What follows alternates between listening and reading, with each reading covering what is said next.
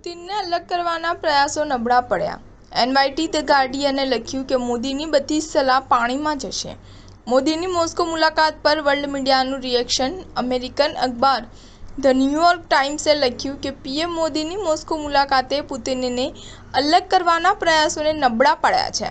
આ સાથે જ યુક્રેનની નારાજગી આ કારણે વધી છે। એનવાયટી લખે છે કે ભારતીય વડાપ્રધાનની આ મુલાકાત વાસ્તવિક સત્ય દર્શાવે છે।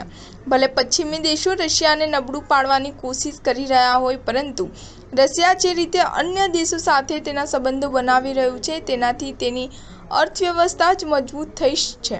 ભારતે રશિયા પાસેથી મોટા પ્રમાણમાં સસ્તું તેલ ખરીદ્યું છે, જેના કારણે આંતરરાષ્ટ્રીય પ્રતિબંધોનો સામનો કરી રહેલા રશિયાની આર્થિક સ્થિતિમાં સુધારો થયો છે। અખબારે વધુમાં લખ્યું છે કે રશિયન રાષ્ટ્રપતિ પુતિન માટે પીએમ મોદીની મુલાકાત એ બતાવવાનો એક માર્ગ છે કે અમેરિકા સાથે ભારતના મજબૂત સંબંધો છતાં રશિયા અને ભારત વચ્ચેના ગાઢ સંબંધો અકબંધ છે। બીબીસીએ લખ્યું કે ત્રીજી વખત વડાપ્રધાન તરીકે ચૂંટાયા બાદ મોદીની આ પ્રથમ ત્રિપક્ષીય મુલાકાત છે। મોસ્કોની તસવીરોમાં મોદી પુતિનને ભેટતા જોવા મળે છે। ભારતમાં એક વિડીયો વાયરલ થઈ રહ્યો છે, જેમાં પુતિન હસતા હસતા મોદીને તેમના સૌથી પ્રિય મિત્ર કહી રહ્યા છે અને કહી રહ્યા છે કે તેમને મળીને ઘણો આનંદ થયો છે।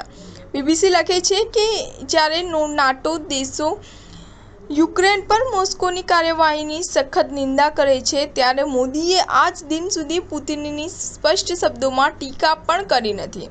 પશ્ચિમી દેશો પર રશિયા વિવિધ પ્રતિબંધો લાદીને નબળું પાડવાનો પ્રયાસ કરી રહ્યો છે, પરંતુ પુતિન ભારતમાં અને ચીન જેવા દેશોના નેતાઓ સાથે સંબંધો મજબૂત કરવામાં વ્યસ્ત છે।